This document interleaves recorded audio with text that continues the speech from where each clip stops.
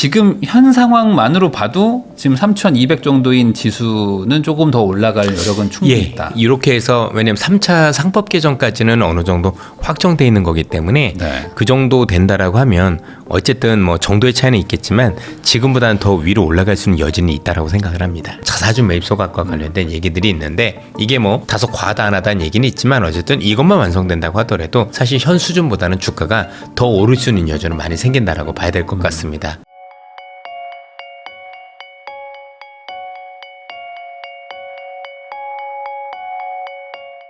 안녕하세요. 부익남TV의 부익남입니다. 오늘은 AFW 파트너스의 이선엽 대표님 모시고 최근 주식시장 관련해가지고 다양한 이야기 한번 나눠보도록 하겠습니다. 대표님 안녕하세요. 네, 안녕하십니까? 네, 또 지난번 출연해주시고 나서 그 이후로 이 주식시장이 약간 조금 소강세인 재미가 것 같기도 없죠. 하고 네. 또 많은 분들의 관심도 살짝 또 식어가는 것도 있고 예. 근데 또 이게 주식이 이렇게 또 짧게 하는 건 아니잖아요. 예. 그래가지고 지금 시황도 그렇고 앞으로 어떻게 될지 한번 여쭤보려고 네, 모셨습니다. 좋습니다. 우선은 지금 뭐 상법 개정안 뭐 또 통과된 것도 있고 막 그러는데 생각보다 시장의 반응은 또 조용한 것 같기도 하고요. 이 뭐 세제 개편한 얘기들도 아직도 뭐 끝난 것 같지는 않고 지금 시장 분위기 뭐 전체적으로 뭐 어떻게 봐야 되는 건가요? 사실 단기적으로 급등했던 게 사실이죠.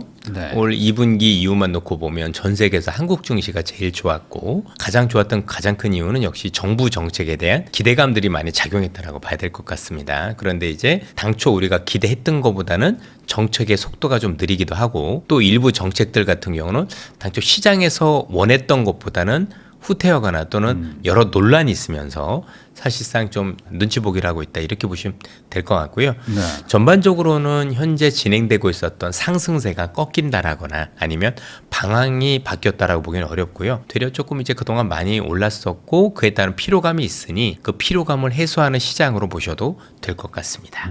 그러면은 제가 알기로는 뭐 다른 그 국가들 아니면 다른 뭐 경제 권역들은 다 좀 상승세가 좀 괜찮다고 알고 있는데 우리만 조금 주춤하다 이런 얘기도 들었거든요. 약간 그게 뭐 맞는 건지 맞다면은 아무래도 좀 약간 그 기대감이 좀 꺾여서인 건가요?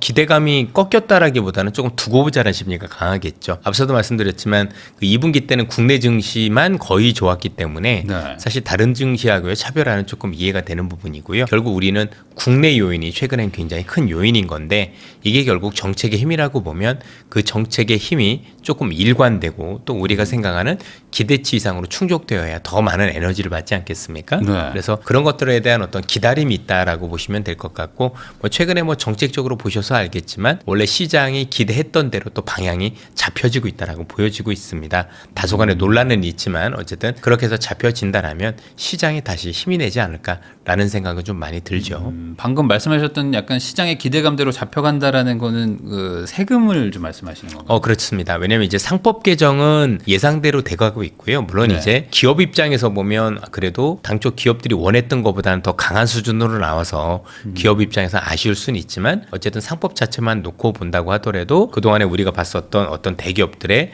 그 거버넌스 문제 네. 이로 인해서 원래 기업들이 돈을 번 걸 주주들한테 조금 환원해줘야 되는 일정 부분에 대해서 사실 굉장히 인색했던 게 사실이지 않습니까? 거기에 대해서는 일단은 제도가 마련됐다라고 보실 수 있을 것 같고요. 아시겠지만 1차 상법 개정, 2차 상법 개정이 좀 틀렸잖아요. 1차 상법 개정 같은 경우는 뭐냐면 우리가 대기업들이 가지고 있는 이사회라고 있는데 네. 이사회가 제 역할을 하라는 거죠. 그러니까 대주주들, 특히 지배주주라고 보통 얘기하는데 지배주주의 어떤 거수기 역할을 하지 말고 원래 이사회라는 것 자체가 기업들, 그 다음에 기업에 투자하신 어떤 주주들을 위해서라도 뭔가를 해줘야 되는데 이 역할을 충실히 하라는 게 1차 상법 개정이었고 2차 상법 개정은 그 이사회를 구성하는 사람들을 바꾸란 얘기예요. 그렇죠? 네. 대주주가, 즉 지배주주가 친한 사람들, 그러니까 내 의견만 손들어줄 사람 뽑지 말고 뭔가 기업을 제대로 볼 수 있는 외부 사람들도 들이라는 게 2차 상법 개정의 핵심입니다. 거기에 네. 이제 3차 우리가 알는 개정 같은 경우 이제 자사주 매입 소각과 관련된 얘기들이 있는데 이게 뭐 다소 과하다 안 하다는 얘기는 있지만 어쨌든 이것만 완성된다고 하더라도 사실 현 수준보다는 주가가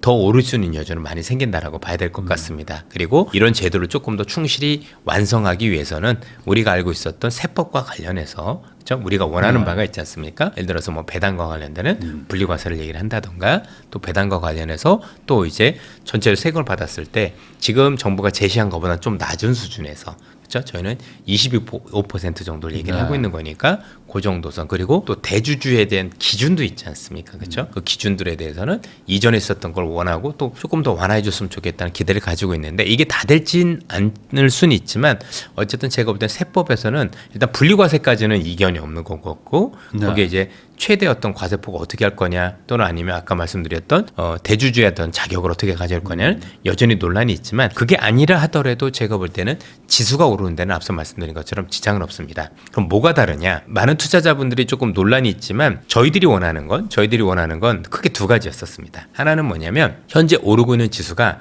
단기적으로 오르는 것으로 그치지 않고 뭔가 장기적으로 우상향할 수 있는 토대를 마련하는 게 어떻겠느냐가 첫 번째 생각이었었고 두 번째는 우리가 부일남이지만 그래도 부동산에 있던 많은 자금들이 그럼요. 야 이제는 부동산보다는 주식시장에서 나을 수 있다는 기대를 가질 수 있어서 주식시장도 좋아지고 또는 부동산 안정화를 강화할 수 있는 네. 정책으로 변했으면 하는 바람이 있었는데 그러려면 앞서 말씀드렸던 정책들이 보다 더 강하게 시행이 되어야 그게 가능한 거고 그게 아니라 제가 말씀드렸던 기준에는 못 미치는데 어쨌든 그래도 상법이라도 개정을 하고 대주주와 관련해서도 뭐 기대치 못 미치고 뭐 그런다 하면은 현재보다 지수는 더 오를 수는 있습니다. 그러나 앞서 말씀드렸던 이런 우리가 지금 꿈꾸고 있는 이런 것까지는 아닐 수 있겠다로 나눠서 보시면 됩니다. 그래서 결론적으로 보면 어떻게 되든지 간에 현재 있는 법 개정만으로도 지수가 현재보다 더 오르는 무리가 없겠다. 다만 그 이상으로 우리가 뭔가 바라는 자금의 큰 이동이라든가 또는 지금 말씀드렸었던 뭔가 장기 우상에 대한 그림을 가는 데는 사실상 함량이 조금 부족하다. 이렇게 말씀드리고 싶습니다. 그러면 이미 바뀐 상법 개정안 정도만으로도 사실은 조금 더 올라갈 가능성이 여력이 있습니다. 있는데 네. 지금 세법 개정 이쪽에서 약간의 어떤 그 시장의 기대감과는 좀 약간 거리감이 있는 것들이 나오다 보니 진짜 그렇게 드라이브 거는 건 맞아라는 어떤 정부의 의지에 대한 약간 불안감 그렇죠. 이런 것들이 시장에 지금 지배하고 많이 있다. 이렇게 있죠. 봐야 되는 건가요? 네, 그렇습니다. 그럼 이건 시간이 지나면 해결이 되는 건가요? 그거는 봐야죠. 정치적인 거니까 제가 네. 된다 안 된다 말씀드린 그렇지만 그래도 정부의 의지가 확실하다고 놓고 보면 논란이 있는다 하더라도 저희들이 볼 땐 결국 그 길로 가지 않을까라는 생각을 가지고 있고요. 네. 왜냐하면 이제 단순히 우리가 반발하는 것뿐만이 아니라 이게 지금 부동산하고도 연결이 된 거잖아요. 네. 그러니까 단순히 주식장만 바라보고 오를 거냐 내릴 거냐에 대한 문제가 아니라 결국 부동산 안정화를 위해서 저렇게 노력을 많이 하고 계시는데 그 노력이 결국 소기의 목적이 되려면 결국 어쨌든 부동산에 있는 돈들이 다른 쪽을 바라볼 수 있는 게 만들어야 되잖아요. 네.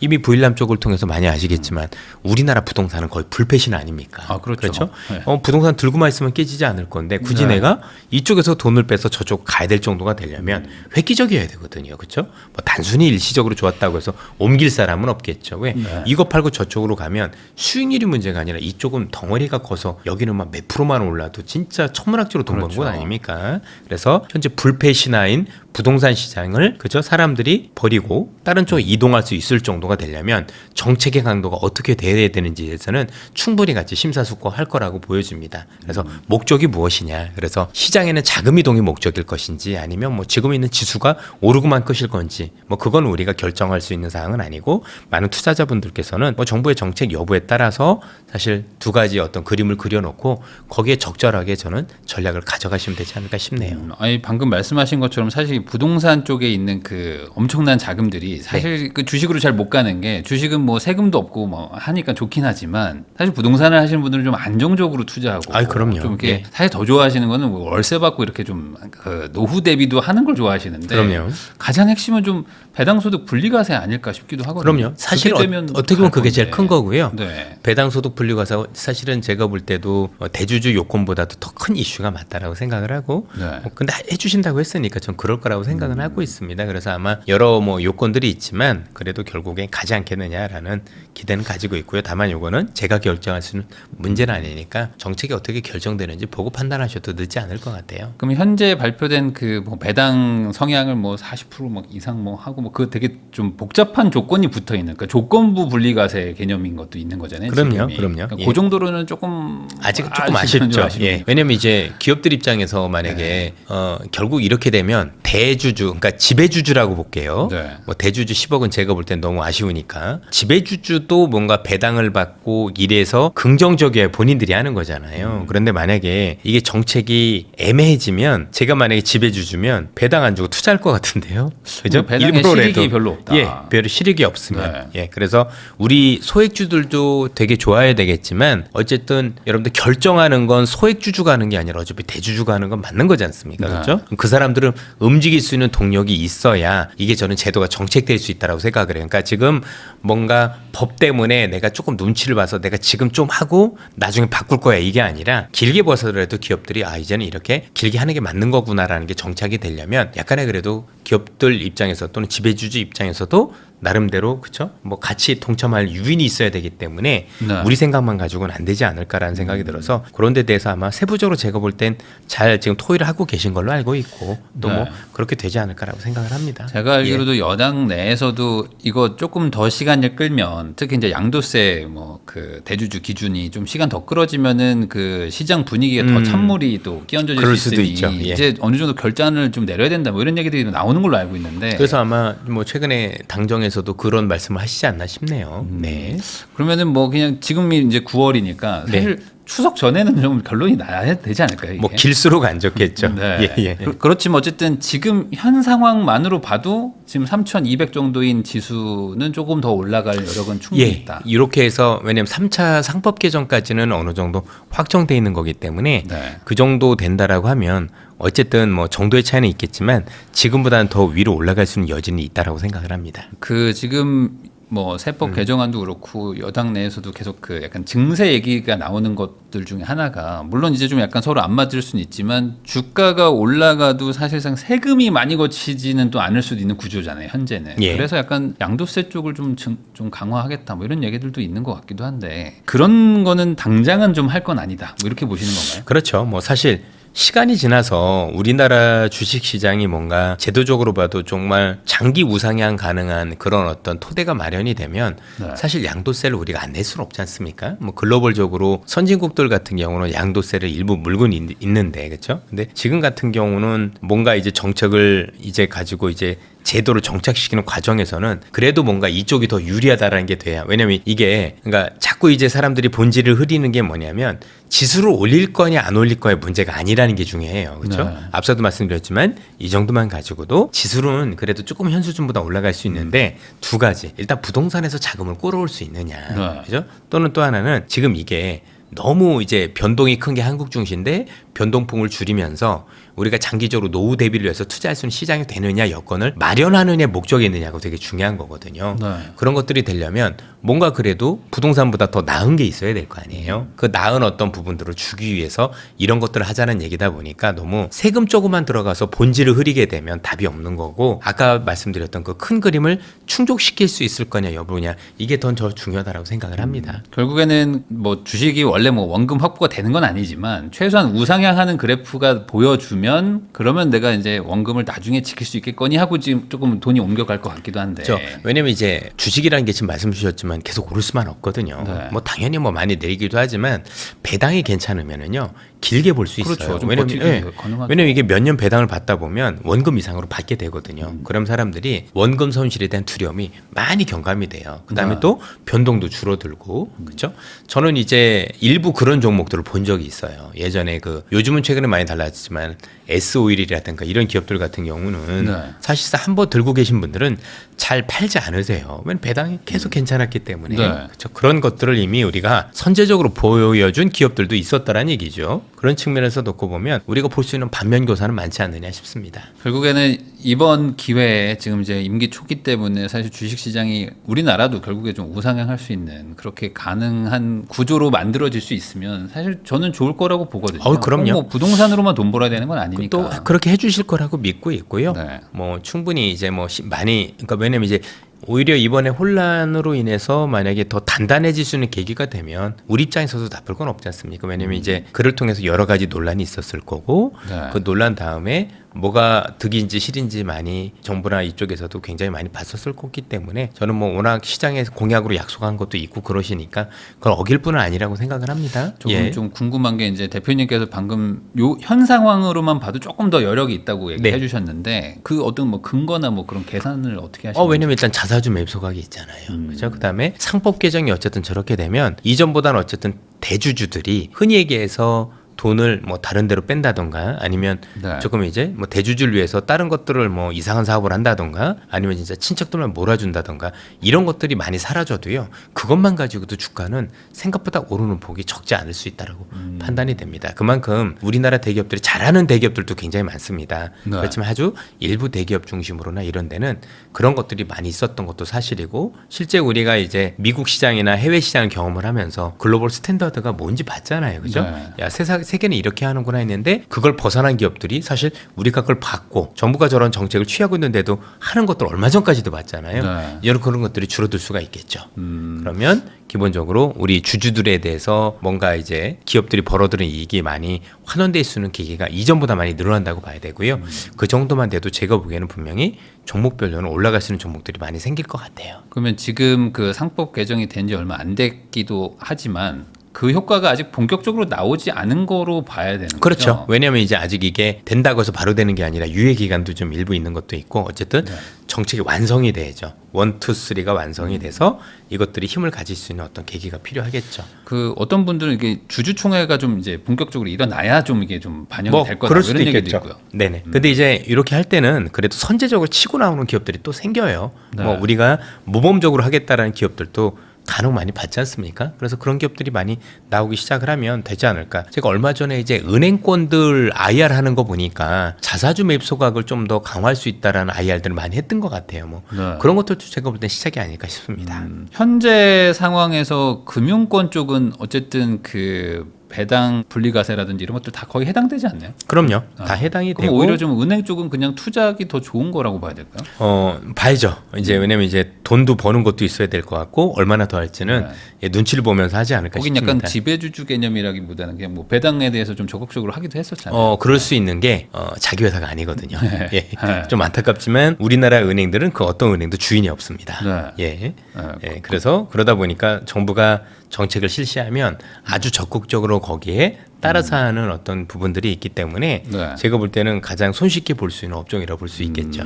예. 금융주 관련돼서 그렇죠. 이런 예, 것들은 뭐 현재 버전으로도 충분하다. 그래서 실제로도 이번에 이런 법 개정이 됐을 때 제일 많이 오른 게 금융주가 네. 그 한켠에 있었을 거예요. 예, 별로 다르지 않다라고 생각을 합니다. 그러면 이게 전반적으로 연 말 정도 되면 다시 한번 좀 이렇게 상승세로 좀 가는 모양이 좀 일단 보일까요? 법이 어떻게 완성되느냐에 따라서 많이 달라지는 거니까 저는 뭐 이 딱이 언제다 그럴 게 아니라 결국 어차피 이 단추를 꿰다는 얘기는 이거 완성하겠다는 의지가 있는 거니까 저는 그 완성된다라는 걸 보고 여러분들이 잘 투자하는 방향을 잡는 게 맞지 않을까. 다만 오르고 내리고가 아니라 아까도 얘기했지만 제가 볼 때 오르는 건 문제가 없는데 이게 앞서 말씀드렸던 진짜 지속적으로 우상할 수 있는 만드느냐 아니냐 이 차이인 거지. 네. 현재 상황에서 제가 볼 때는 투자 전략은 이전과 크게 다르지 않다라고 생각이 들어요.